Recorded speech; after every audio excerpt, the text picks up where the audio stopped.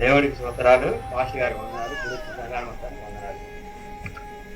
2006లో మాకు మ్యారేజ్ అయింది. ఎస్టర్కి మాకు 2006 కాడి నుంచి 2009 దాకా మాకు పిల్లలు లేదు.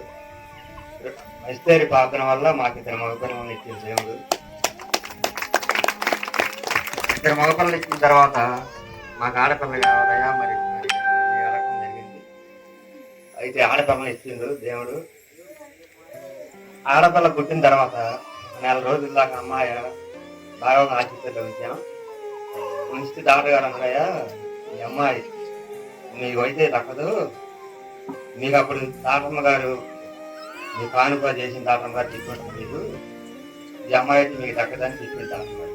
ఆ మాట చెప్పారు డాక్టర్ గారికి. అయ్యా చెప్పిన డాక్టర్ గారు ఆ మాట చెప్పింది డాక్టర్, ఈ అమ్మాయి దక్కదు అని చెప్పిందా అంటే, ఈ అమ్మాయి మాత్రం పడుతుందా చెప్పింది.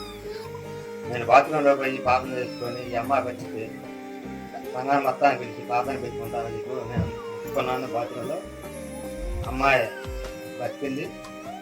మీ అందరికీ వందనాలు. దేవునికి స్తోత్రం. హల్లెలూయా, హల్లెలూయా.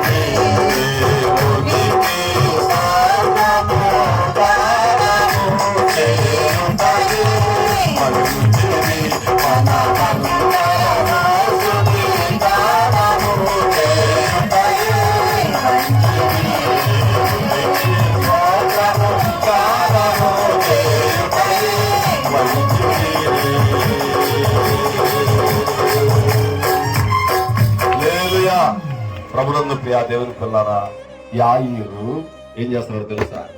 ఏం చేస్తున్నాడండి?